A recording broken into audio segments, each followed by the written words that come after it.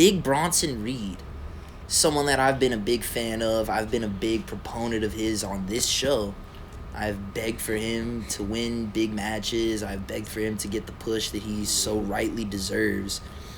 And now he has been put into the Bloodline storyline. He is a part of the Bloodline 2.0. And on this most recent episode of Raw, pinned Seth freaking Rollins with the help of his new buddies. How do we feel? Because I'm going to be honest, I kind of like... as much as I'm a massive fan, it's a little random. Not really. Explain. I feel like I kind of never really spoke on it, but I kind of already had not had a feeling, but I kind of saw it. Well, it's easy to say now. Well, no, because Go ahead. It's like, dude, he's like the only fucking like Samoan fucking in that tree line that's not involved. Besides Nia Jax, but like, is Nia Jax really like? See, I guess I just thought that the barrier for entry was higher than just being Samoan. I thought you had to be like somehow related to. They are somehow still related. Is he somehow? Yeah. Oh, okay. I didn't know. He's like tied into that family somehow. Yeah. Okay. See, these are things that I feel like could have been explained.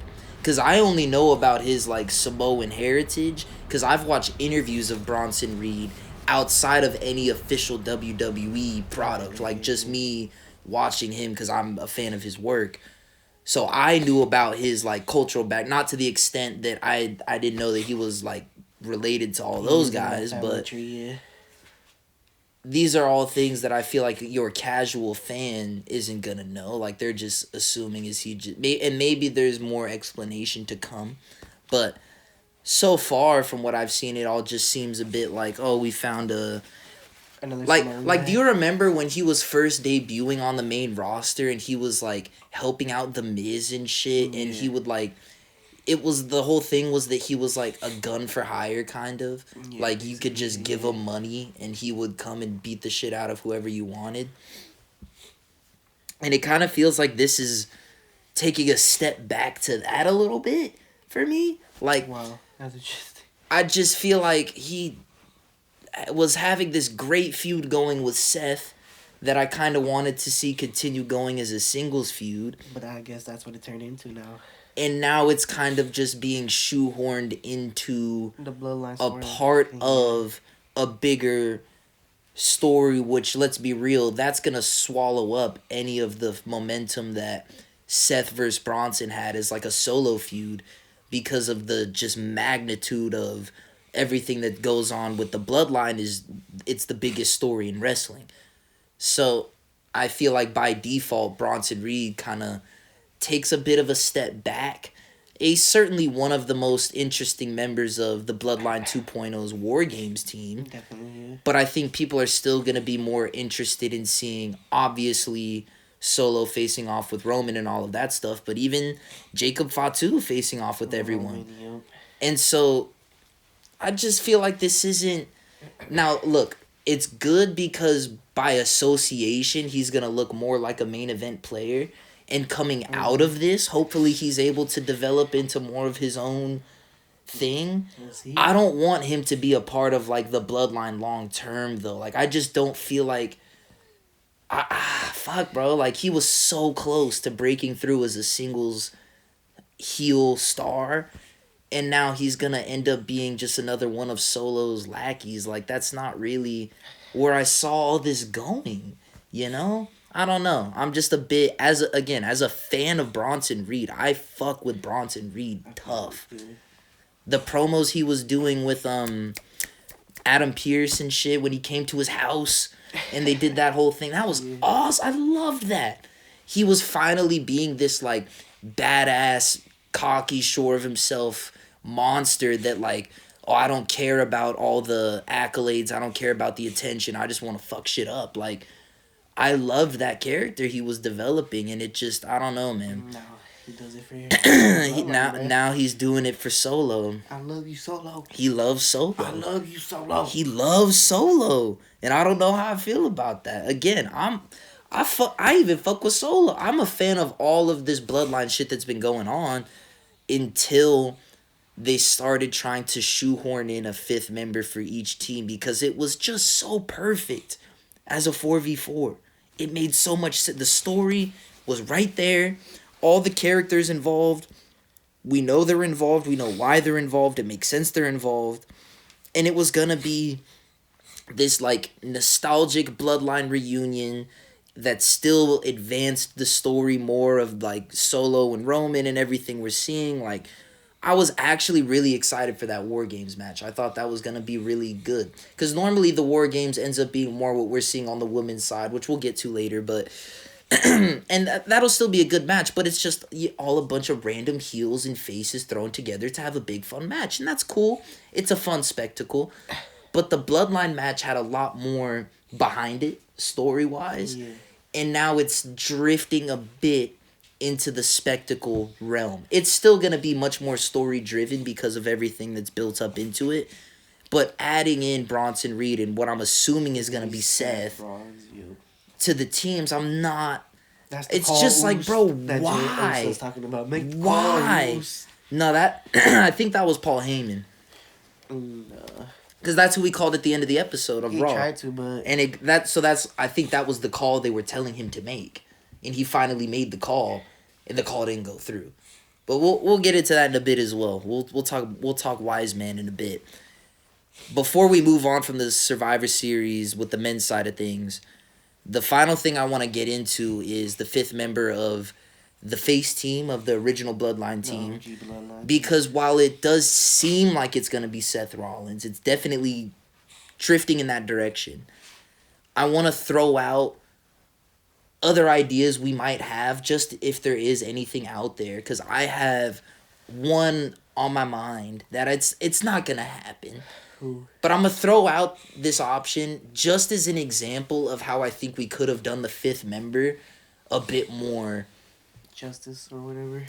Just with more story behind it. Yeah. I would have loved to have seen CM Punk. And I don't know if he's medically available. Yeah. So that I could understand as being a circumstance. But why Punk? Paul Heyman. Because just because he's a Punk, Paul Heyman guy? Before Roman came into the picture, and Brock definitely held that title for a while, but to me, Punk is like the quintessential Heyman guy. That's the craziest shit I've seen online, that it was gonna be Brock or whatever. And see, that I could have also kind of understood. I just prefer Punk as a Heyman guy. I think he embodies everything it means to be like that outsider who kind of makes the name for themselves, doesn't give a fuck what anyone says, does it your own way. Obviously the ECW tie-in and everything, like, I just think Punk really is like if this is a whole separate conversation, but if we're just talking about who is like the quintessential Paul Heyman guy, I would argue Phil Brooks, CM Punk. For me personally. So then who would have been the member for the this is me assuming that Bronson Reed was already locked in. Like, I was writing this question as if we're going from the current moment where we're at in the kayfabe. Like, we can assume Seth is probably going to be it, but it's not official yet. So as of right now, with the 5 bad guys we know are going to be there, who would have been a fifth member you could have added to the face team that could have been just a maybe more interesting option than Seth Rollins? Now, granted, Seth has his own backstory with Roman, obviously. That has its own thing. But I kind of like where they're going with Seth trying to, like, stand on business with not joining up with Roman after, obviously, everything that their relationship went through in the storyline with S.H.I.E.L.D. and everything. Like, it, to me, makes the most sense that Seth would not want to realign with Roman and continue to kind of carve his own path as he's done such a great job of doing. And then again, that leaves you with needing a fifth member, and I think the choice that would have been the most interesting for me would have been Punk. You bring back the Wise Man, you bring back Punk. That's wild. Because they've mentioned it before, where I think it was when Solo and them first were kind of like doing their whole like Bloodline without Roman shit post-Mania, and they attacked CM Punk. And Heyman pulled him aside and told him, like, hey, like, before with Roman, we kind of had an agreement, like, we leave CM Punk alone, like, because of mine and his personal history, and, like, Roman always respected that. So, like, even in storyline, Heyman has acknowledged to Solo the importance of his and Punk's relationship and the fact that Roman even respected that and left Punk alone because of the wise man. So it's like those little seeds have been planted there of like this whole wise man Punk tie-in could have been something really interesting, and I think would have just been fun. I think it would have been fun. I think it would have been fascinating to have seen CM Punk and Roman Reigns standing side by side. Because those are really two of the most opposite. Like, one truly embodies everything it means to be, like, a company WWE guy, superstar. a WWE guy. And one is, like, the complete opposite. Fuck y'all. He's been an anti-establishment guy his entire career. And so I just think that would have been a really fun way to tie someone else in. I don't know if you have any other guys that kind of pop to your head as potential options. Not really, honestly. I feel like there's not a lot at the moment. Because, like, Cody is so locked up with everything, and that locks up KO and Randy, who are other, like, top faces on the show. There's no one else who really fits into that category of being, like, I don't want to say worthy, but, like, you know what I mean? Like, kind of prestigious enough in their own right And to fit everybody in. supposedly hates the Bloodline still and shit. And then, yeah, like, has any sort of relation to the storyline overall whatsoever. So, yeah, I don't know. I was just sitting around earlier today as I was coming up with the topics for the pod, and I was like, like, this fifth member thing, it's probably going to be Seth. How do we feel about that? And then as I was thinking about it, I was like, fuck, you know what would have been really cool? Probably won't happen, but you know what would have been really fucking cool? CM Punk. I guess. Just saying. Just out saying. there, but I guess I wouldn't have even been as mad at the... I mean, look, been out there. There's the whole shit with him having his pee-pee things that he likes and everything, so who knows about all that. But Brock Lesnar would have been at least a more... Like, again, like, storyline-wise... Like, I'm just saying, like, there's other questions that I would personally really like answered before I see this guy on a WWE program again. Lesnar. But that withstanding, like, that... If we just kind of set that weird shit to the side for a second, that at least would have made sense. Like with like I said, the Heyman is the key here. Like with him getting the call and not answering, I guess we'll get into that now. What is your theory there? Because that's been one of the most interesting debates I've seen people having is why didn't Heyman pick up for Roman? Solo broke the phone. Is that what you really think it is? Solo broke the phone. Because, dude, like... You think you couldn't get another phone? Not with the same number. He probably doesn't have the number. See, to me, I'm not buying. I'm not buying. I've had the same phone number since I was like 13. And I'm 24 now. He probably didn't want the same number because the Solo had it or some shit. I don't know. If they're going to try and sell me on the idea that he doesn't have the same number because Solo Sikoa broke his iPhone, I don't think I'm buying. That's a little stupid. The iCloud is a thing, dude. Like, when you buy a new phone, it all just syncs up and it's all good. It's all... Your fucking photos are still there now. Like, it's all... I'm sorry, but nah. I'm not having that. I'm not having that. He's low-key. He didn't want to get fucked up again, bro. I'm gonna be honest. I'm not having that. I think it has to be an intentional... I didn't want to answer. Why? And that's the question that has to be answered. But there's no fucking way you can expect me to believe that, oh yeah, sorry. And then what? He changed his number and, like, just didn't tell Roman? Because he was out of the fucking company at the time. See, He tried to get in contact. But I'm trying to get to is, here's my problem with this whole theory. Because you're not the... I've seen this floating around on the internet. This is my problem with this theory. Even if, okay, let's assume phone broken, that means phone number broken. Even though that's fucking stupid. But okay, no, let's just assume. Why does he not then go out and let Roman know, hey, dude, like, I'm pretty sure they follow each other on Instagram. You can shoot him a DM real quick. Hey, bro, new number. And just send him that shit real quick. Like, so to me, no, but let me land this. People are not thinking deeply enough about this, in my opinion here. People need to dig a little deeper. Because, yes, okay... Why didn't he answer? Oh, it's because he broke the phone. But why wouldn't he then extend the new number to Roman? That's the question people aren't asking themselves. It's deeper than just, oh, he broke the phone.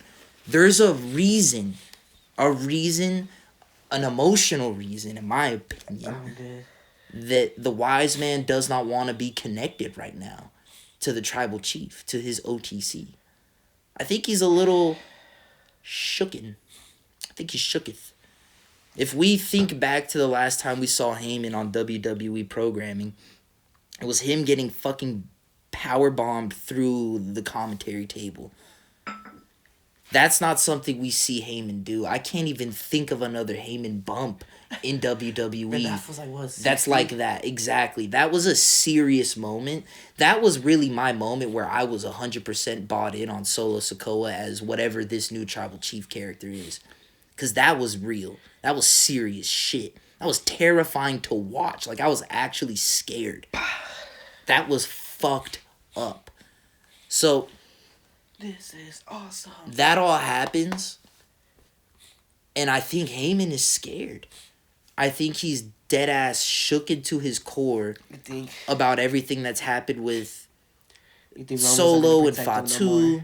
You think Roman's not going to protect him again or some shit? What I think is going to happen is that it's going to take for Heyman seeing his tribal chief actually in so much danger, actually about to get beat. Like, I think it might be a surprise return at Survivor Series where, like, Roman's on the ropes, like, bloodied up, getting fucked up, about to get hit with the craziest off-the-cage splash from Fatu or some crazy shit.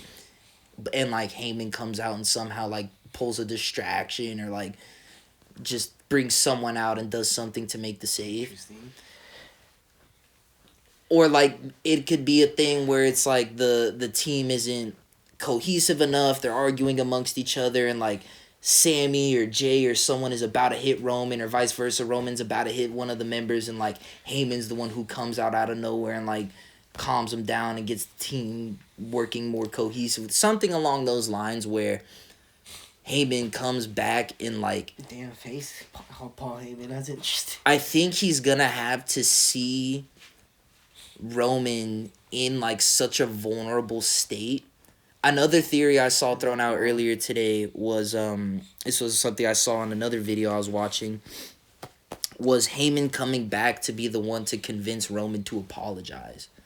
To, like, fix, because that's kind of the payoff we still haven't gotten yet, is Roman apologizing for all his misdeeds. And all that bullshit, yeah. I feel like that could be another way to kind of work him back in. Okay, I see that. I could see it. Him apologizing and him coming out after and shit. Yeah. So, like, there's a couple different ways that I could see him working in.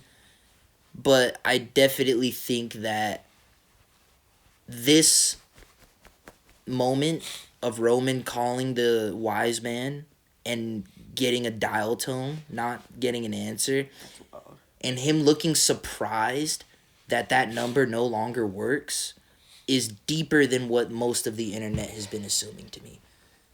There is going to be a further explanation of, like, why Heyman is out of the picture, and it's going to take something significant happening, not just a phone call, to get him back into the picture. It's going to be a moment of serious vulnerability or serious peril for the bloodline that's going to cause Heyman to come back at this point.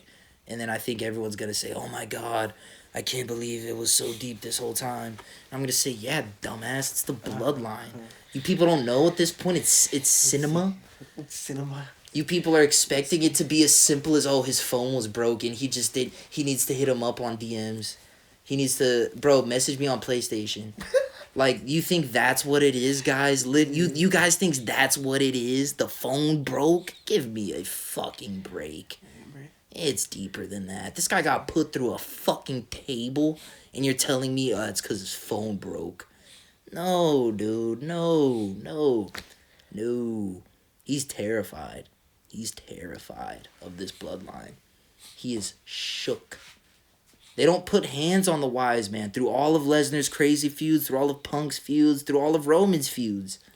No one put hands on the wise man. Sometimes the face would. A bit, but, like, in a comedic way almost. As like, fuck this guy because he's a part of all this bullshit. I'm talking about like, dude, through the table? Nah. Tables. That was serious, man. And the lasting impact of that will be felt. Will be felt. But yeah, man. Interesting, bro.